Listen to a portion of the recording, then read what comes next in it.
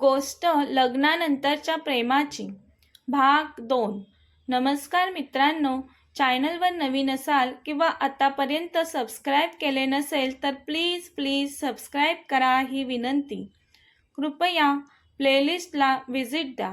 कथेचा भाग 1 सेव्ह आहे प्लेलिस्टमध्ये पहा. अभिची मॉम अनुच्या मामाला बोलते, आम्ही तयार आहोत तुमची पाहुणी 18 वर्षांची होत तोपर्यंत थांबायला. मग अनुचे मामाही शांत होतात. त्या बिचाऱ्यांना अभिच्या मॉम पुढे काय बोलायचं काहीच कळत नाही. अभिची मॉम आता अनुजाला विचारते, बेटा नाव सांग तुझं. अनु गोंधळून मामाकडे पाहते.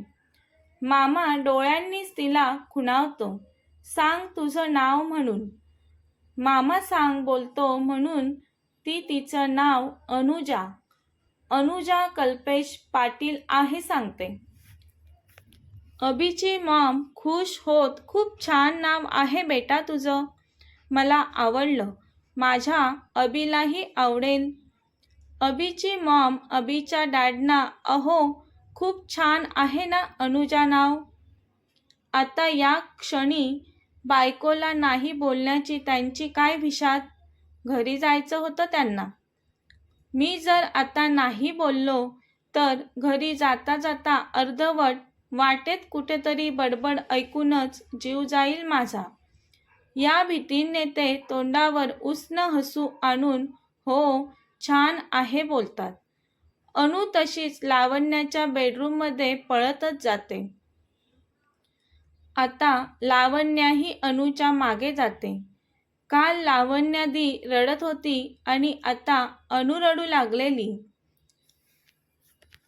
बाहेर हॉलमध्ये अभिची मॉम अनुच्या मामांना बोलते, थोडं रिक्वेस्ट करतच बोलते,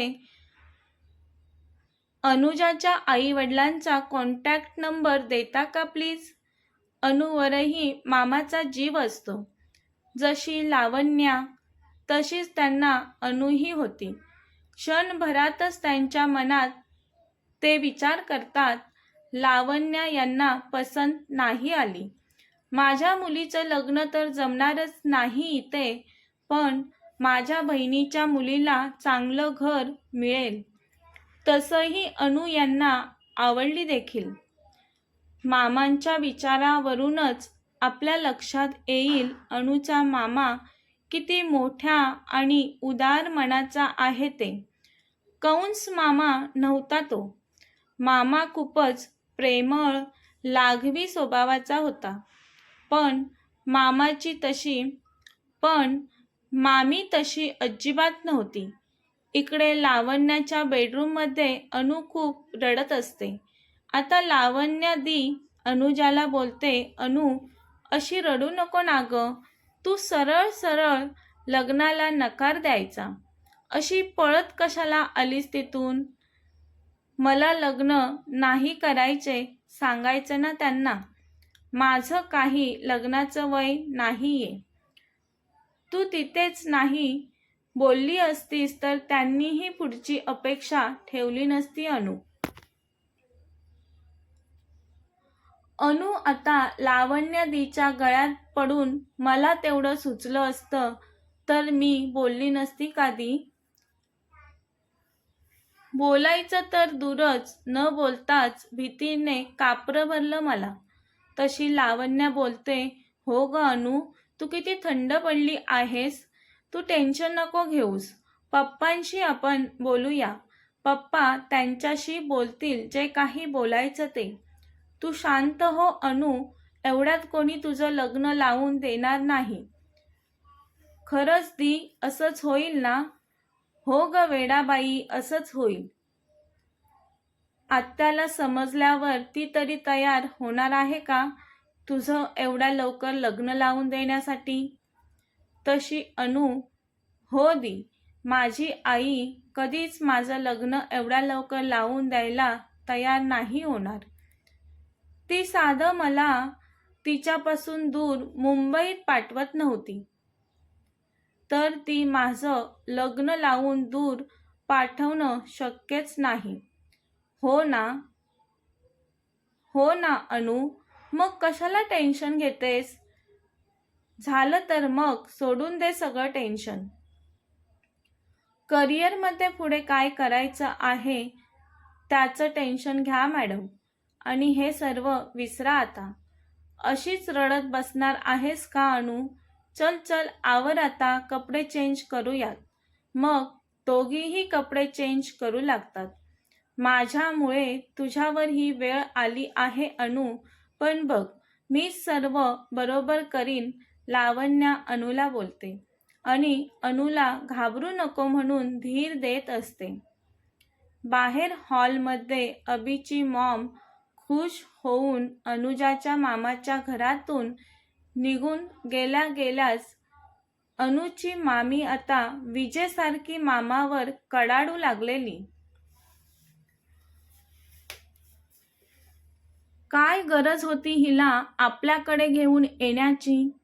हिच्यामुळे माझ्या मुलीचे लग्न जमता जमता तुटलं. वेळ ढाकावर चढण्या अगोदरच तोडली या तुमच्या भाचीने. माझ्या नजरेसमोरही ती मला नाही पाहिजे. आत्ताच्या आत्ता तिला गावी नेऊन पोहोचत करा, नाहीतर इथेच बसेल आपल्याकडे ठाण मांडून. ऊस गोड लागला तर मुळासकट खायला कमी करत नाहीत अशी माणसं. तसे मामा मामीला बोलतात. अगं काय बोलतेस तू हे? ती लहान आहे अजून. तिचं लग्न एवढ्या लवकर कोण करणार आहे? तिचं लग्न होऊ अथवा न होऊ मला त्याच्याशी काही एक घेणं देणं नाही, पण तिच्यामुळे माझ्या मुलीचं लग्न आज जमलं नाही. ती कैदासीन मला माझ्या घरात नाही पाहिजे. मामी मामाला बोलते. अगं आता तर तू हद्दच पार करायला लागलेस बघ. तुझ्या जिभेला काही हाड? अहो तुम्ही हद्द कसली बोलताय? आपल्या घरात ही आहे त्यामुळे माझी तळपायाची आग मस्तकाला भिडत आहे. आता शेजाऱ्यांनी विचारल्यावर काय सांगू? मामा तर मामीकडे बघून नाही मध्ये मान हलवून निघून घरातून बाहेर जातो. अनु आणि लावण्या मामीचं बोलणं ऐकत असतात. लावण्याला मम्मी अनुबद्दल काहीही बोलत होती म्हणून राग येत होता, पण आता मम्मी समोर जाण्याची तिच्यात हिंमत नव्हती. अनु तर आता हा सर्व विचित्र प्रकार पाहून आणि ऐकून गावी जाण्यासाठी तिची बॅग भरू लागली. मामी एवढं टोचून बोलल्यावर अनुला मामाकडे राहणं अपमानास्पद वाटत होतं. लावण्या दी बोलते. अगं अनु, बॅग भरून कुठे चालली तू? मला नाही राहायचं आहे इथे. मला गावी जायचं आहे. अनु लावण्या दीला सांगते. बिचारी अनु मुंबई पाहायला आली आणि तिला चांगलीच हवा लागली मुंबईची. आता अनु त्याच हवेत उडत उडत गावी जायची वाटतं लगेचच. असो, पण वाईट वाटतंय ना अनुबद्दल सर्वांना? मलाही तुमच्या इतकंच वाईट वाटत आहे. लावण्याची मम्मी लावण्याच्या बेडरूममध्ये येते तशा दोघीही दचकतात. लावण्या तुला मी बजावलं होतं हिला साडी नेसू देऊ नको म्हणून, तरीही तू हिला साडी नेसायला दिलीस. ते कमी होतं की काय म्हणून तू तुझ्या बरोबर पाहुण्यांसमोर हिला घेऊन बाहेर आलीस? तुला साधं एवढंही कळत नाही का ग? तुझा मुलगी पाहण्याचा कार्यक्रम होता तर तुलाच एकटीला यायला हवं होतं ना. तू ह्या बावळटला कशाला सोबत घेतलं? ही बावळट बसली त्या सगळ्यांच्या पुढे पुढे करत. आता इतक्या मोठ्या घरात लग्न होऊन गेली असतीस तर हिने तुझ्या तोंडचा घास पळवला. लावू आता हिला इथून पळवून लावायला हवी. नाहीतर जेवढे पण तुला पाहण्यासाठी पाहुणे येतील त्यांच्या पुढे हीच बसेल पुढे पुढे करत. मला नाही जमणार ते. आणि मला ही पीडा माझ्या घरात नकोय. संध्याकाळच्याच बसमध्ये हिला बसव आणि हिची वरात गावाकडे रवाना कर पहिली. समजले का लावू तुला? लावण्याही घाबरलेलीच असते, कारण सर्व कान लावण्याचंच असतं. अनुने तोंड उघडलं तर लावण्याचं पित्तळ उघडं पडलं असतं. पण अनु असं काहीच करणार नव्हती, कारण लावण्यादीला त्रासात ती पाहू शकत नव्हती. मामी बेडकासारखे डोळे वटारून अनुकडे पाहत होती. मामीची नजर पाहूनच अनु थरथरू लागली.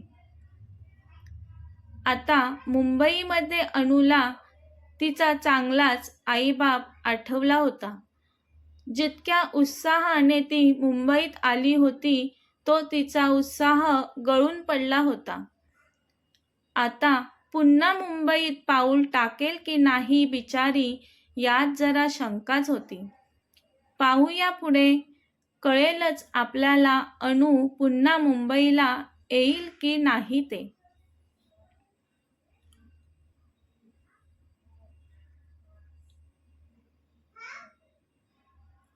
अभिच्या घरी कोण कोण असते पहा.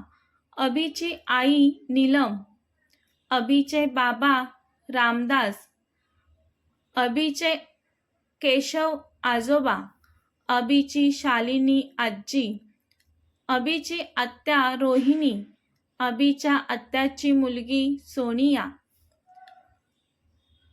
अभिचे मॉम डॅड त्यांच्या घरी पोहोचतात. घरी पोहोचल्यावर लगेचच अभिची मॉम अभिच्या आजी आजोबांना सांगू लागते, मुलगी खूप म्हणजे खूपच आवडली मला, पण वयाने थोडी लहान आहे. आपल्या अभिची आणि तिची जोडी खूप भारी दिसेल, अगदी राम सीतेच्या जोडीसारखी दिसेल. फक्त तिचे आई वडील लग्नासाठी तयार व्हायला हवेत, त्यांनी होकार द्यायला हवा. तसे अभिचे वडील रामदास बोलतात, नीलम मुलगी सुंदर आहे, मलाही खूप आवडली आपल्या अभिसाठी, पण ते होकार देतील असं मला नाही वाटत. लहान आहे ती अजून, तिच्याही आई वडिलांना तिची काळजी असणारच. ते थोडे एवढ्या लवकर त्यांच्या मुलीचं लग्न लावून देणार आहेत? अहो, तिचं आपल्या अभिसोबत लग्न होण्यासाठी मी तिच्या आई वडिलांना खूप रिक्वेस्ट करेल.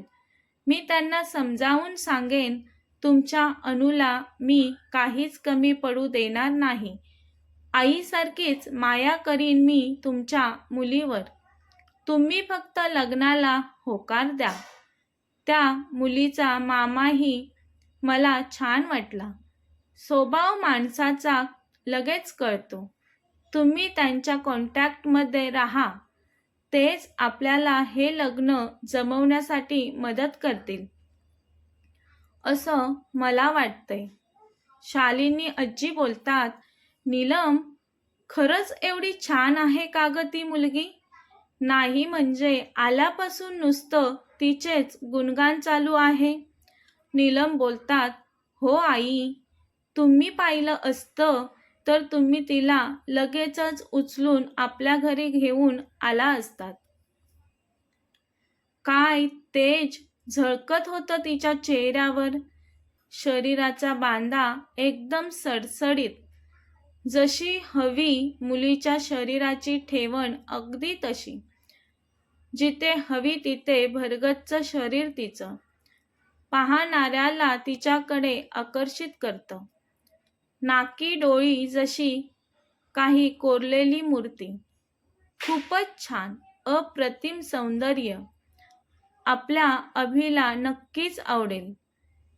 केशव आजोबा दोघींच्या गप्पा ऐकून स्वतःशीच बोलतात, या सासू सुना एकदा काय बोलायला लागल्या की त्यांना आजूबाजूला कोणी आहे की नाही तेही दिसत नाही.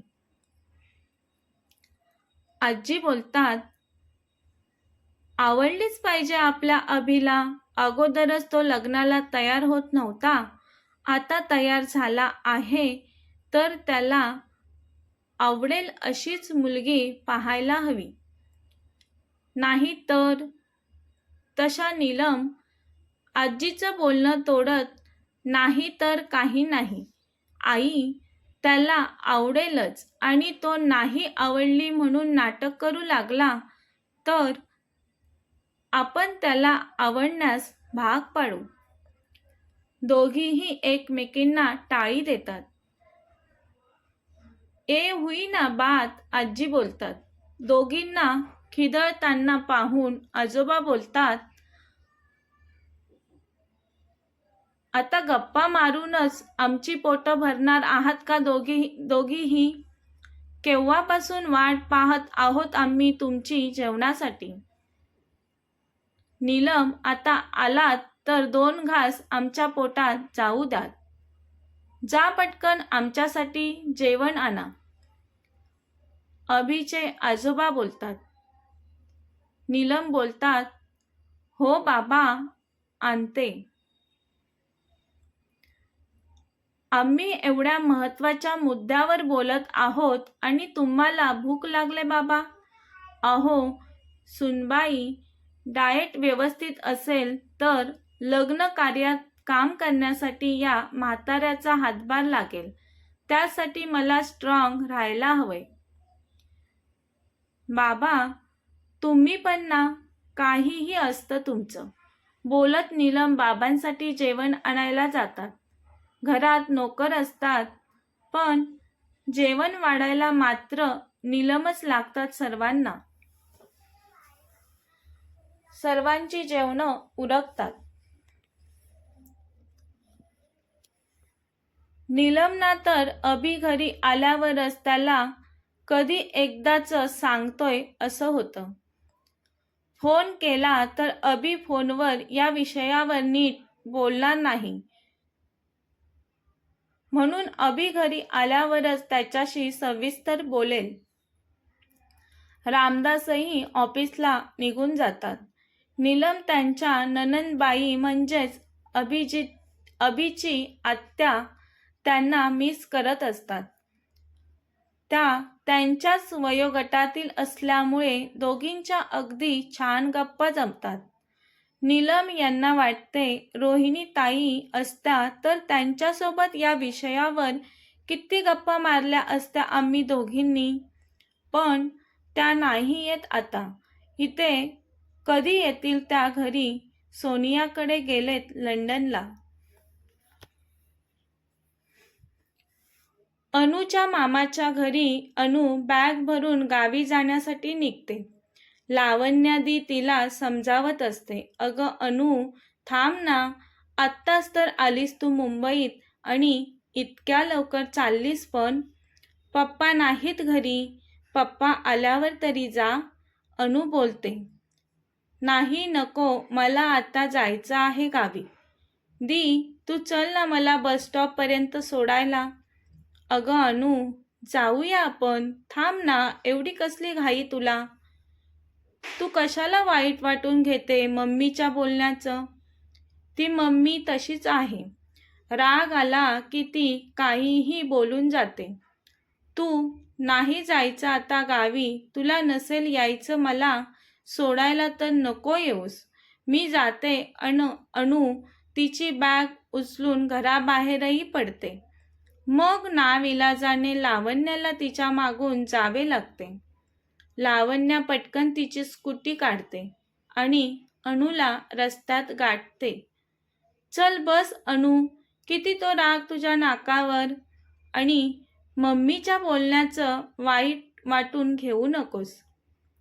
ती बोलली म्हणूनच लगेच तू चालली आहेस ना? पण पप्पा घरी आल्यानंतर तुला कसं मी जाऊ दिलं म्हणून माझ्यावर रागवतील. तू पप्पा येतोपर्यंत थांबायला हवं होतं. ठीक आहे, आता निघालीच आहेस तर तुला सांगते, कसलंही टेन्शन घेऊ नकोस. पप्पा करतील सर्व ठीक. आणि आत्याला काय सांगणार आहेस घरी गेल्यावर? आत्या विचारेल तुला. एवढी हट्ट करून मुंबईला गेलीस आणि लगेचच का परत आलीस म्हणून? सांगेन ग मी आईला, तुझी खूप आठवण येत होती मला म्हणून आली. तू इथे जे काही घडलं ते सांगितलं आत्याला तर तिला वाईट वाटेल. प्लीज तू गावी गेल्यावर यातलं काहीच आत्याला सांगू नकोस. लावण्या अनुला बोलते. दी, एवढं कळतं मला, मी नाही काही सांगणार. बोलता बोलताच बस स्टॉप येतो आणि अनुच्या गावी जाणारी बस सुटणारच असते. तेवढ्यात लावण्या सुटणारी बस पाहते. अगं अनु, बस चालले बघ. दोघीही घाईतच बस पकडतात. त्यामुळे व्यवस्थित निरोपही घेता येत नाही दोघींना एकमेकींचा. रात्री मामा घरी आल्यावर त्याला घरात अनु सोडून सर्वजण दिसतात. तो त्याच्या बायकोला विचारतो, अनु दिसत नाही, कुठे गेली ती? तोंड वाकडं करत गेली ती गावी, मामी सांगते. तसा मामा, काय? कशी गेली ती गावी? आणि तू तिला जाऊ कसं दिलं? एवढा तिरस्कार करत होती तू त्या निष्पाप अणूचा? तुला तिला थांबवावंसही वाटलं नाही? अगं, लावण्याच्या नशिबात जो मुलगा असेल तोच मिळेल तिला. शेवटी जे विधिलिखित असतं तेच घडतं. नशिबाच्या पुढे कोणी जाऊ शकत नाही. आपण आपली दाणत चांगली ठेवली तर आपल्याही नशिबात चांगल्या गोष्टी घडतील. लावण्याच्या नशिबात नसेल तिथे लग्न होऊन जाणं तर ते कसं शक्य आहे? ज्याच्या भाग्यात जेवढं आहे तेवढंच त्याला मिळणार. यापेक्षा चांगली स्थळं येतील आपल्या लावूसाठी. तू अनुसोबत असं वागायला नको होतंस. खूप चुकलीस तू. पहिल्यांदाच आपल्याकडे अनु आली होती आणि तिचा पाहुणचार तू असा केलास? किती हक्काने जाऊन राहतो मी माझ्या बहिणीकडे. तिला कळले तर तिला किती वाईट वाटेल. अगोदरच ती अनुला पाठवत नव्हती. मामा अनुच्या मामीला खूप बोलून मामा न जेवताच निघून दुसऱ्या रूममध्ये जातो. मामी काहीच बोलत नाही कारण तिने ओव्हर रिॲक्ट केलेलं असतं. तिची चूक तिला कळत असते पण उमगत नसते.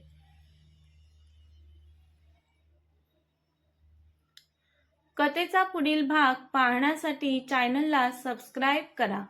कथा आवडल्यास लाईक, शेअर आणि कमेंट करायला विसरू नका.